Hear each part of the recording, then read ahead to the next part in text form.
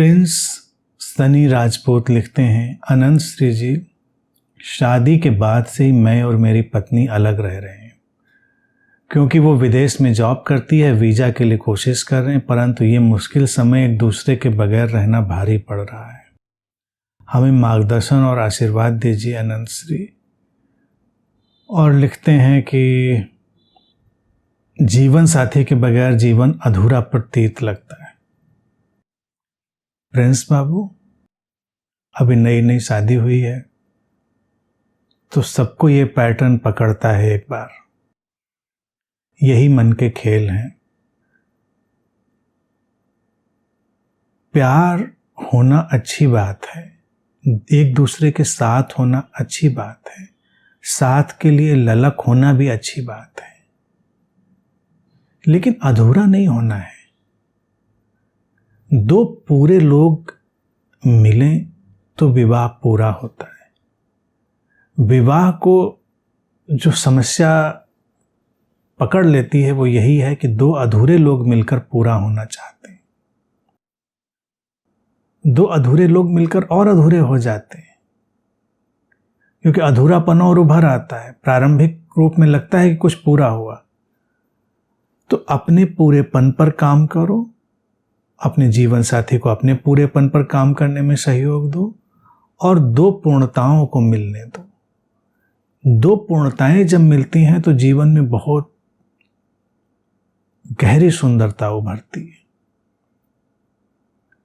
विवाह की घटना बहुत सुंदर हो सकती है, लेकिन हो ही जाती है ऐसा नहीं, क्योंकि धीरे धीरे जब हम इस ढंग से जीते हैं कि कोई दूसरा ही हमको पूरा करेगा,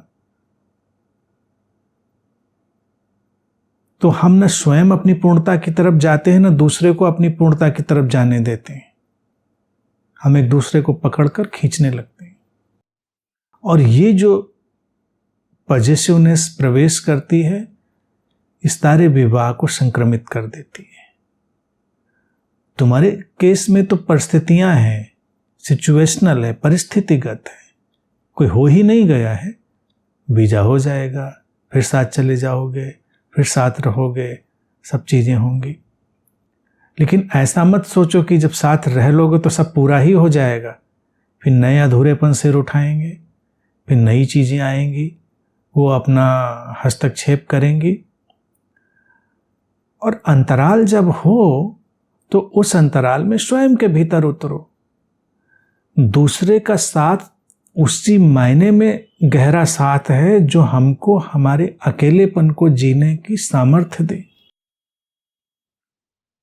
जब कोई हमारा साथी हो प्रेम से भरा हुआ, तो उसकी उपस्थिति और उसका आश्वासन ही पर्याप्त होता है कि हम अकेले भी जी सकते हैं। हम अपने अकेलेपन को और सुंदर और गरिमापूर्ण बना सकते हैं। विवाह के इस पक्ष को लोग नहीं देखना चाहते। विवाह के पक्ष को कैसे समाज ने हमको दिखाया है, तो हर बार व्यक्तिगत ही हमारी भावनाएं नहीं होती, हमारे भीतर से समाज भी अपने सारे जो ढांचे हैं प्रवेश करा के अपना काम करने लगता है। विवाह के ढांचे को समाज कैसे देखना चाहता है कि दो लोग बिल्कुल फेविक्विक की तरह से एक साथ चिपक जाएं।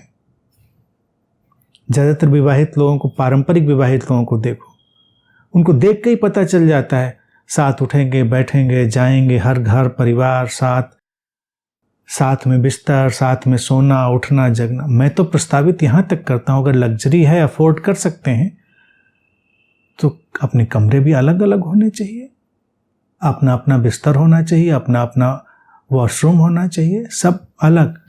साथ मिलिए भी, कभी अलग रहिए भी। साथ मिलने का मन हो साथ मिलिए, अलग रहने का मन हो अलग रहिए। तो ये हमारे व्यक्तित्व को और दृढ़ता, गहराई और गरिमा देता है।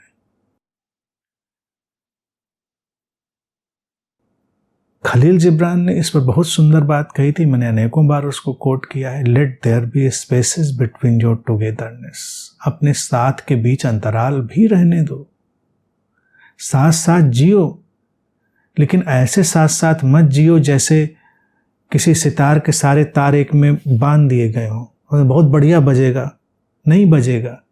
वो तार थोड़े डिस्टेंस पे लगे होने पर ही संगीत आता है। तो जब कभी दूरी होती है संबंधों में तो वो संबंधों को और संगीतमय बना देती है। जो लोग निरंतर एक दूसरे की पूंछ में पूंछ बांध के जी रहे होते हैं, नज़ारा कुछ ऐसा ही होता है जैसे अदृश्य पूंछ बांध दी गई एक दूसरे की। उनके जीवन में कौन से फूल खिल जाते हैं, कभी इसका अन्वेषण करिए, एक्सप्लोर करिए। लोग इस फिराक में रहते हैं कब पूंछ छुटा के कहीं थोड़ी चैन की सांस लेने को मिले। शुरुआत तो निकल जाती है, जैसे अभी तुम्हारी नई नई शादी हुई तो कुछ वक्त निकल जाएगा, उसके बाद फिर लोग आदतों के शिकार हो चुके होते हैं, एक दूसरे के साथ की आदत का शिकार हो चुके होते हैं और फिर अपने ढंग से जीने की जुगत बनाए रहे, कोशिश करते हैं निकालने की। ये नहीं, प्रारंभ से ही अब इस स्थिति को फॉर्चुनेट स्थिति की तरह देखो, सौभाग्य की स्थिति करे। तुम अभी युवा हो, अभी अभी तुम्हारा विवाह हुआ है, तो सारी अच्छी बातों को अभी से लगाओ। पूंछ में पूंछ बांधकर मत जीना। अपने अकेलेपन का सम्मान करो और अपने जीवन साथी के अकेलेपन का सम्मान करो। संबंध ये है कि हम हैं साथ में, जब आवश्यकता हो हम हैं, खड़े हैं साथ में, तो जीवन ज्यादा आनंदपूर्ण होगा। और दूसरे से मिलकर अपने अधूरेपन को पूरा करने की कोशिश मत करो। अपने प्याले को पूरा भरकर छलकाओ जिसकी बूंदें दूसरे पर जाके गिरें, और दूसरे के प्याले को भरने दो जिससे छलक कर बूंदें तुम पर गिरें। और वो बूंदें बहुत तृप्तिदायी होती हैं। अधूरे अधूरे प्याले लेकर एक दूसरे के साथ मत खड़े रहो। तुम्हारे पास समय है, अवसर है। जो लोग जी चुके हैं, फंस चुके हैं, जिनकी पूंछें चिपक चुकी हैं, इतने समय के बाद में वो अलग नहीं हो सकती, उनकी तो दुर्भाग्य की स्थिति हो गई। अब उनको तो सर्जरी करनी पड़ेगी कई बार। तो अब सर्जरी जिनकी होगी उनकी होगी, उससे लोग डरेंगे, घबराएंगे। कितने लोग उसी तरह से निकल जाते हैं दुनिया से।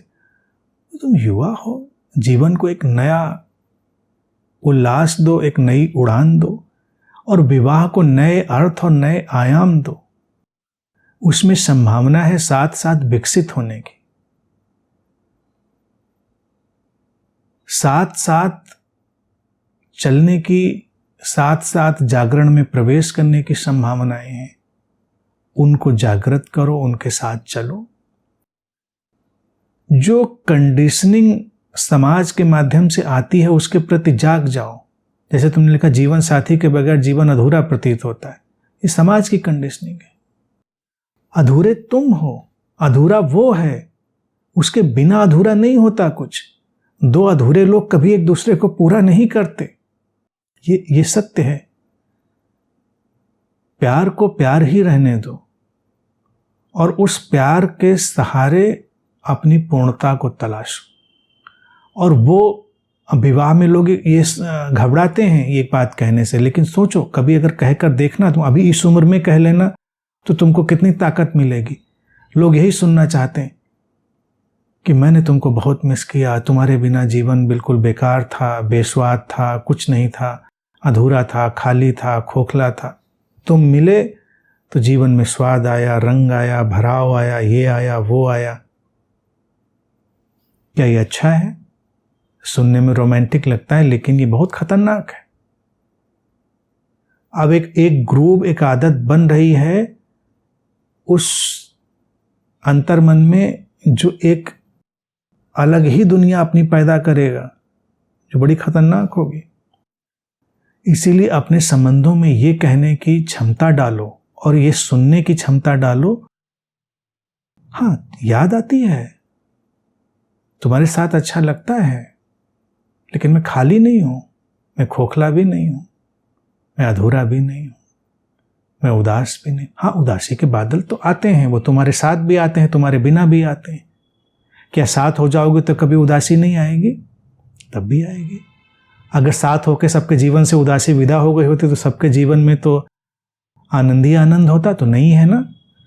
उदासी है वो साथ भी आएगी, अकेले भी आएगी, उसको दूसरे से मत जोड़ो। तो जो प्रेमी प्रेयसी हैं वो ये सुनना चाहते हैं कि हम तुम्हारे बिना कितने अधूरे हैं, लेकिन ये स्टेटमेंट साइकोलॉजिकली डेंजरस है, इसको मत दो। हमेशा कहो कि हाँ कुछ तो है, कुछ है खालीपन सा, लेकिन हम ये नहीं जानते कि तुम्हारे बिना है कि तुम्हारे साथ से है, हम नहीं जानते।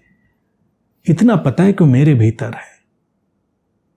और कभी ये भी हो सकता है कि जीवन में इतना भराव आए कि हम किसी को ये कह सकें कि हमने बिल्कुल मिस नहीं किया, तुम यहाँ नहीं थे, तुम यहाँ नहीं थी, हमने बिल्कुल मिस नहीं किया, हम बिल्कुल आनंदित थे। लेकिन वो आनंदित व्यक्ति जब मिलता है तो आनंद का ज्वार उठता है। सागर में कभी ज्वार उठते देखा है? कैसे उठता है? जब चांद पूरा होता है, पूरे चांद की कशिश पूरे सागर को छूती है तो ज्वार उठता है, लहरें ऊपर उठ जाती हैं चांद को चूमने के लिए। और जो चांद अभी आधा है, अधूरा है, वो कशिश भी नहीं बनाता। तो चांद को, जो भीतर हमारे चांद है, उसको पूरा होने दो। पूरे जीवन में ज्वार उठता है। जब तक हमारे जीवन का चांद पूरा नहीं होगा, हम संबंधों में कुनकुने कुनकुने जिएंगे, ल्यूकवार्म जिएंगे, आनंद भी आधा अधूरा होगा। तुमने अभी अभी चलना शुरू किया है, सारे प्रयोग करने के रास्ते खुले हैं, और तुम दोनों मुझसे जुड़े हो। ये और सौभाग्य की बात है कि दोनों मुझसे बात कर सकते हो, पूछ सकते हो, मार्गदर्शन ले सकते हो। तो नए प्रयोग करो, नए ढंग से चलो। अतीत के किसी खांचे, अतीत के किसी सांचे में ढलो, ये आवश्यक नहीं है। एक दूसरे के साथ होकर जीवन की संभावनाओं की खिलावट में प्रवेश करो।